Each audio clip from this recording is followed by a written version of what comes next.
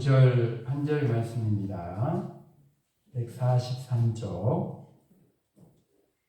요한복음 1장 29절 한 절 말씀입니다. 함께 하나님 말씀 29절 말씀 함께 봉독합니다.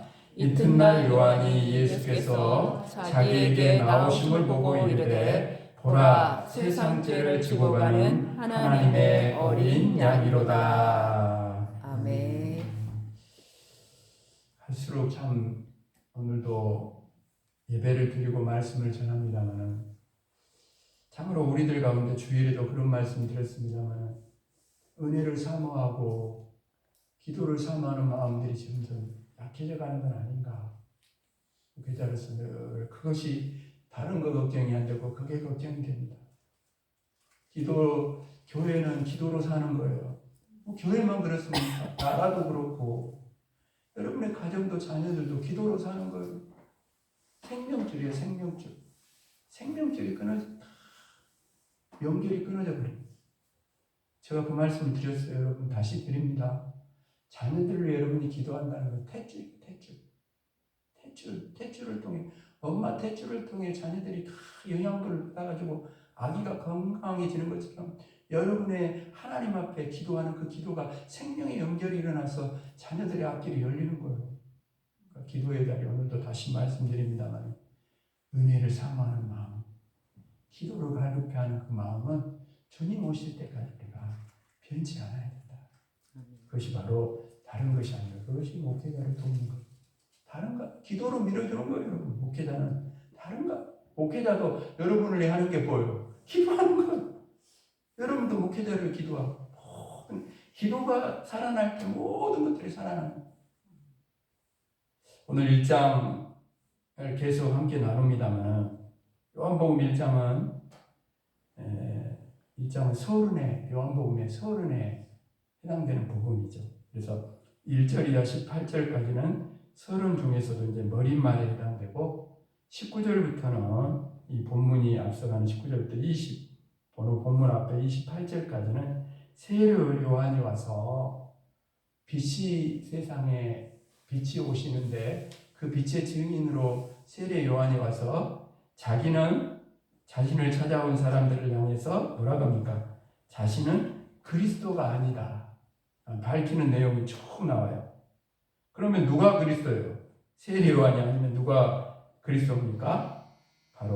그분이 바로 예수입니다. 그리스도. 그 내용은 오늘 보면 29절부터 이렇게 쭉 나와요. 예수님이 그리스도예요. 히브리어로 말하면 메시아예요. 메시아. 구원자. 예수님은 하나님께서 이 세상을 구원하시기 위해 보내주신 유일한 메시아 구원자이시다. 29절 말씀을 다시 한번 읽어볼까요? 다시 한번 같이 읽어봅시다. 시작. 이튿날 요한이 예수께서 자기에게 나오심을 보고 이르되 보라 세상 죄를 지고 가는 하나님의 어린 양이로다. 나는 그리스도가 아니고 그리스도 메시아는 예수님인데 그분은 어떤 분이라는 거예요? 세상 죄를 지고 가는 하나님의 어린 양이다. 이렇게 말하고 있어요. 그렇습니다, 여러분. 예수님은 세상 죄를 지고 가는 하나님의 어린 양이에요. 세상 죄는 이 세상 모든 사람의 죄를 말하는 거예요. 성경은 로마서 3장 23절에 모든 사람이 죄를 지었다고 그래요. 모든 사람이 죄를 범하였음에 하나님의 영광이 이르지 못하게 되었다. 여러분, 죄가 뭐예요? 창조주 하나님을 믿지 않는 것이 죄입니다. 자신이 인생의 주인이 되어가는 것이 죄예요. 하나님의 말씀을 떠나 내 마음대로 살고 싶어하는 그 마음이 죄입니다. 내 마음대로 살고 싶어하지 않는 사람이 세상에 어디 있겠습니까? 그래서 모든 사람은 죄입니다. 이렇게 자기 마음대로 살다 보니 온갖 죄를 짓고 살아갑니다.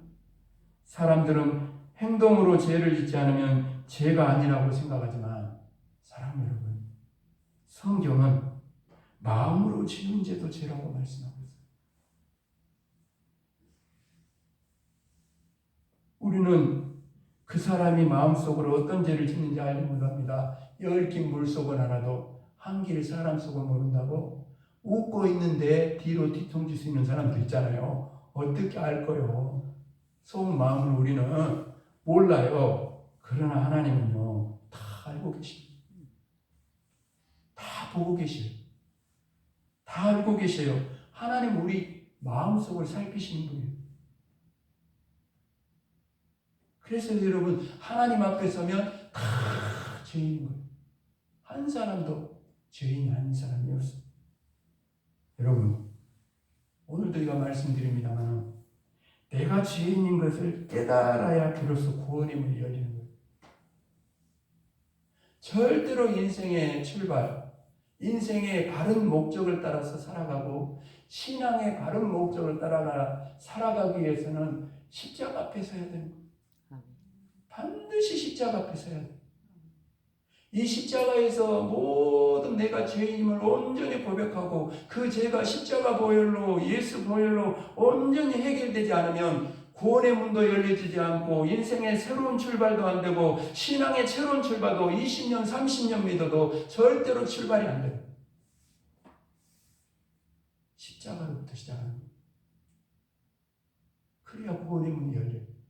내가 죄인임을 깨달아야 돼. 내가 그래서 얼마나 예수 그리스도가 나를 위해 얼마나 큰 은혜와 사랑을 베풀어 주는 것을 아는 사람만이 신앙이 거기서 새롭게 출발하는 거예요. 그 은혜에 보답하는 마음으로, 그 사랑에 감사하는 마음으로 헌신하고 봉사하고 누가 시켜서가 아니라 그 사랑, 그 은혜의 감격에서 그 은혜를 전하는 자리로, 그 사랑을 전하는 자리로 누가 시켜서 가는 것이 아니라 가는 거예요. 그래서 여러분, 이 은혜 가운데 여러분 거하는 성도는 절대로 다른 사람을 비판할 수가 없어요. 내가 죄인인데 누구를 비판하겠습니까? 이 세상에 예수를 만나고 보니 십자가 앞에 서고 보니 이 세상에 나보다 더 큰 죄인이 없는데 누가 누구를 정죄한다는 말입니까?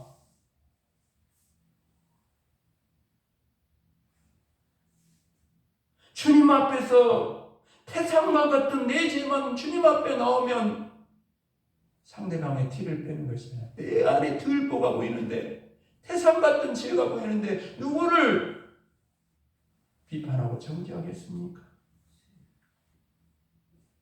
어찌 다른 사람의 죄에 대해서 이렇다 저렇다 말할 수 있겠어요? 이것이 늘 예수님의 십자가를 만나서 그 후에는 십자가를만을 바라보는 사람의 모습. 이것이 하나님의 은혜 안에 거하는 사람의 모습. 그런데 예수님을 바라보지 못하고 은혜 안에 거하지 못하면 더 이상 자신의 죄가 보이지 않는 이 시험 신기한 게 있어요. 신앙생활에 보면 신기한 게 있어요. 이렇게요. 자신이 죄가 안 보이면요. 자꾸 남의 죄만 보입니다. 자동으로. 그게 신앙이 안 됐다는 아직도. 그러면서 다른 사람의 죄만 크게 보여. 자기 죄는 안 보여. 여러분, 그러니까 들어가 보면 모든 인간관계의 문제는 내가 죄인이라는 사실을 잊어버리는 데서 시작하는 거예요. 내 죄가 보이는 사람은 다른 사람을 정죄하지 않을 뿐 아니라 다른 사람의 죄와 실수를 용서해요. 나도 같은 죄인도 용서받았는데 내가 누구를 용서하지 못하겠습니까? 사랑하지 못하겠습니까? 주님 용서하겠습니다. 주님 사랑하겠습니다. 주님 나 같은 사람도 용서해 주시니 사랑해 주시니 그 마음으로 그 사랑으로 나도 사랑하고 용서하며 살겠습니다. 이게 신앙이에요. 나 같은 죄인도 하나님께서 사랑해 주셨는데 누구를 미워한단 말입니까? 우리가 죄에 대해서 취할 수 있는 태도는 두 가지입니다. 하나는 내가 그 죄의 짐을 지고 사는 거예요. 그런 사람들이 있어요.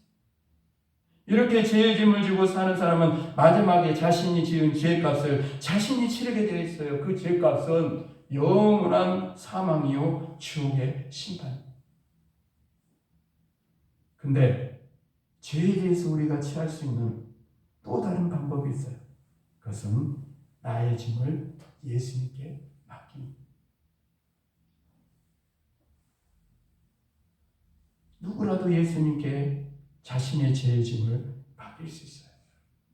예수님은 그 어떤 죄의 짐도 맡아주시는 분이에요. 예수님이 맡아질 수 없는 죄의 짐은 세상에 없습니다.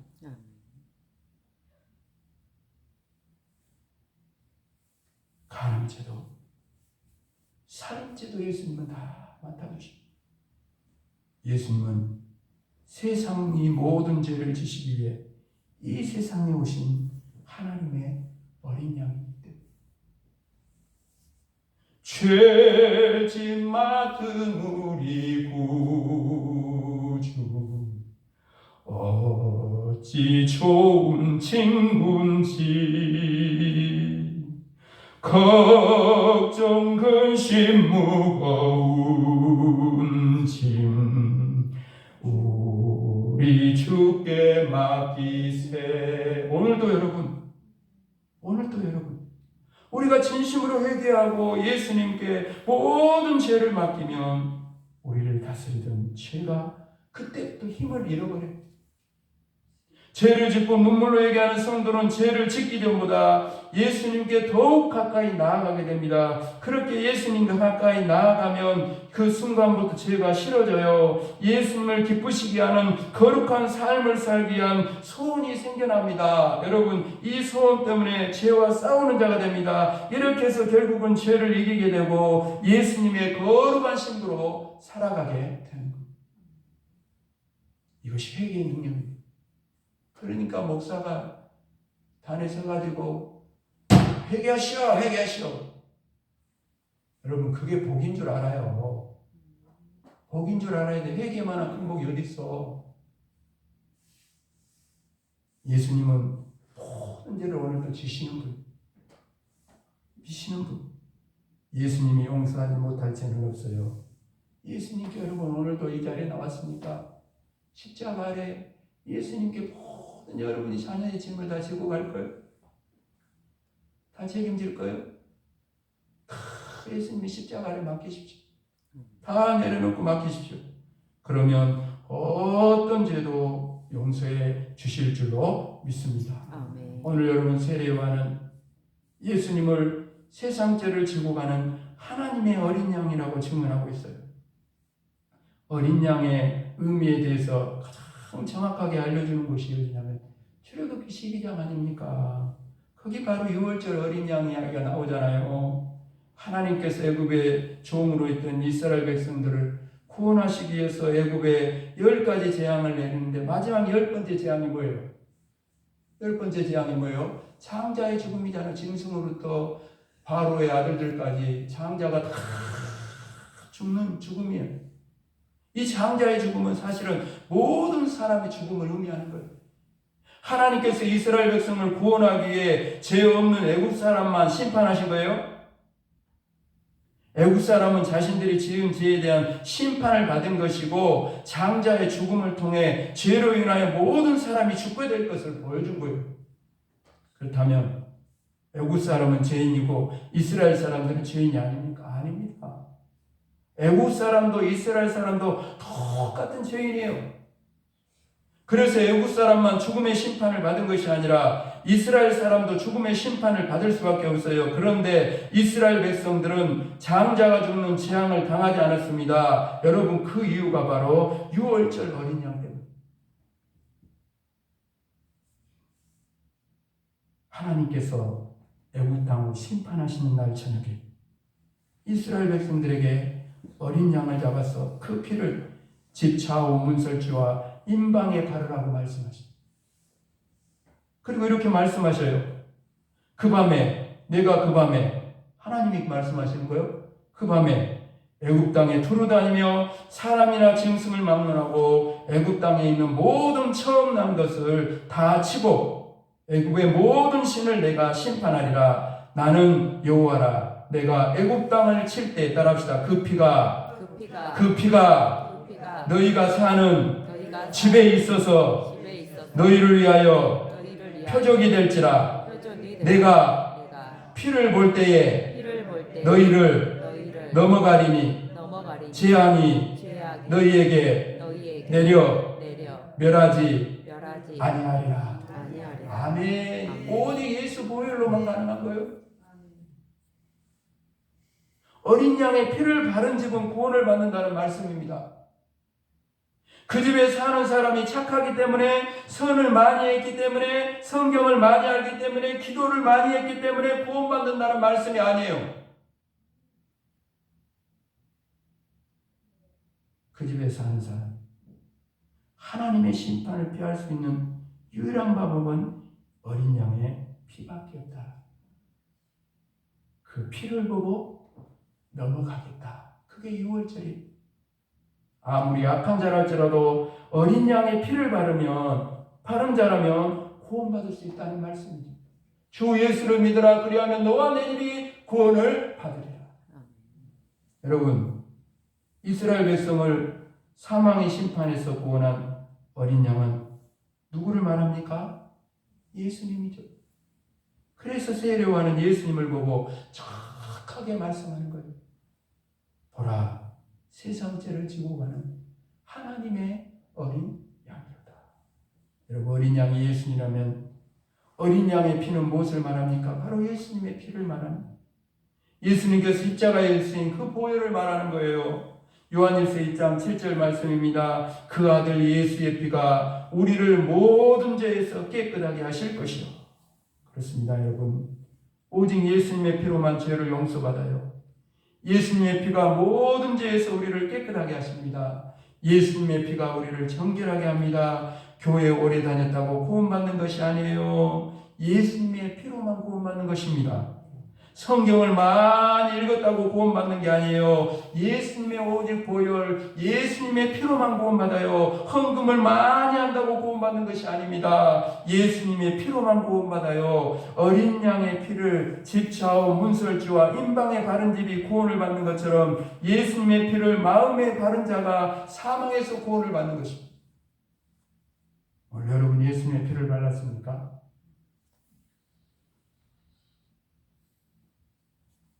예수님 피로 죄사함을 받았습니까? 예수님의 피로 거룩하게 되었습니까? 예수님의 피를 바르지 않고는 어느 누구도 구원의 문을 통과할 수 없습니다. 예수님의 보혈을 지나지 않고는, 보혈을 지나야 아버지께로 가는 거예요. 보혈을 지나지 않고는 누구도 구원을 주시는 하나님 아버지께로 나아갈 수 없어요. 예수님의 피를 바르지 않는 자는 천국에 들어갈 수 없어요. 그렇다면 여러분, 어떻게 예수님의 피를 내 마음에 바를 수 있습니까? 다른 거 아니에요. 내가 죄인임을 고백해야 돼요. 그것밖에 없어요. 그것만 있으면 돼요. 내 모든 죄를 예수님께 맡기며 회개하면 돼요. 예수님, 내 인생을 돌아보니 지금껏 나는 헤아릴 수 없는 죄를 짓고 살았습니다. 그러나 이 시간 나의 모든 죄를 예수님께 맡깁니다. 예수님, 나를 용서하여 주시옵소서. 예수님이 십자가에서 흘린 피로 나를 깨끗하게 씻어 주시옵소서. 그리하여 이제는 온전히 구원받아 제사함받아 온전히 하나님의 자녀로 거룩한 삶을 살아가게 하여 주시옵소서. 아멘. 이 기도를 들으시고 응답하시는 것, 예수님 피로 구원받았음을 믿을 수 있기를 바랍니다. 아멘. 이래서 이제는 우리는 온전히 예수님의 보혈을 찬양해야 돼. 우리의 모든 죄를 씻어주시고 우리를 구원하신 예수님의 보혈을 우리 찬양하며 살기를 원합니다. 아멘. 지금도 우리를 새롭게 하시는 예수님의 보혈을 찬양하기를 원합니다. 아멘. 유혹을 물리치고 시험을 이기게 하고 죄에서 승리를 주시는 예수님의 보혈을 찬양합니다. 주의 보혈 능력이 있도다. 주의 피 믿으오. 주의 보혈 그 어린 양의 매우 귀중한 피로다. 오늘 나의 모든 죄를 지시고 이 땅에 오셔서 하나님의 어린 양으로 보혈로 다 우리 죄를 짊어지시고 이제는 우리가 구원을 받았습니다. 이 구원함을 우리가 온전히 누릴 수 있기를 주님의 이름 축복합니다. 아멘. 그리고 이제는 여러분 다시 성경에 보니까 그런 말을 십자가의 원수로 사는 사람이 있다. 십자가의 원수. 십자가로 어떻게 구원을 받았는지 잊어버리고 십자가의 원수로 살아간다. 다시 옛날로 돌아가는 것은 성경에 보니까 뭐냐, 개가 그 토한 것을 도로먹는다. 우리의 삶이 그러면 안 되잖아요. 그래서 사도 바울은 그 에베소 교회 장로들이 마지막 작별인 사람에서 그랬잖아요. 내가 눈물로 각 사람을 권면하던 것을 잊지 말아요. 사랑하는 여러분, 오늘 우리가 주의 보혈로, 예수님의 보혈로 깨끗함을 입고 죄상을 얻어 하나님의 자녀가 되었다면 이제는 저와 여러분이 이제는 이 보혈, 이 구원의 은혜를 아직도 모르는 이웃과 성광면의 사람들이 이 보혈, 우리 이웃교를 통해 저와 여러분을 통해 주의 보혈, 예수 보혈, 구원의 강물, 생명의 샘물이 이웃과 성광면 모든 말 모든 심령 영혼을 향해 흘러가게 되어서 이번 추수감사주일에는 우리들만의 추수감사주일이 되지 않고 우리가 전하는 예수 보혈, 그 구원의 강물, 생명의 샘물이 흘러가는 곳마다 복음을 믿고 예수를 믿고 구원받아서 하나님의 자녀로 돌아와서 함께 이 보혈을 찬송하고 이 영생의 복을 함께 누릴 수 있는 그런 진정한 우리 이번 추수감사절이 이루어지게 되기를, 그 일에 아름답고 귀하게 쓰임받는 저와 여러분이 되기를 주님의 이름으로 축복합니다. 아멘. 축복합니다. 아멘. 하나님 아버지, 보라 세상 죄를 지고 가는 하나님의 어린 양이로다. 예수님이 이 세상 죄, 바로 나의 죄를 다 십자가를 통해 짊어져 주셨기에 지금도 구원의 역사가 나에게까지 왔고 그 구원의 역사는 지금도 계속되고 있는 줄로 믿습니다. 아멘. 우리 이웃교회 믿는 우리만의 보혈이 아니고 그 은혜가 아니고 이제는 하나님 아버지 하나님 누구든지 이 보혈을 의지하고 예수님을 믿고 돌아오면은 다 죄사함을 얻어 하나님의 자녀가 된다고 했사오니 교회와 믿는 우리를 통해 추수감사절을 기다리며 이 예수 보혈 구원의 강물 생명의 샘물이 이웃과 성광의 모든 말 모든 심령 영혼을 향해 흘러가게 하셔서 저들도 여기 이 자리로 예수 믿고 구원받아 하나님의 자녀로 돌아와 보혈을 의지하고 보혈을 찬송하며 함께 감사하고 영광 돌리는 역사가 일어나도록 그 일에 아름답고 귀하게 쓰임받을 수 있는 저희들 모두가 되도록 도우시고 함께하여 주옵소서. 아멘. 감사를 드리오며 예수 그리스도 이름으로 간절히 기도합니다. 아멘.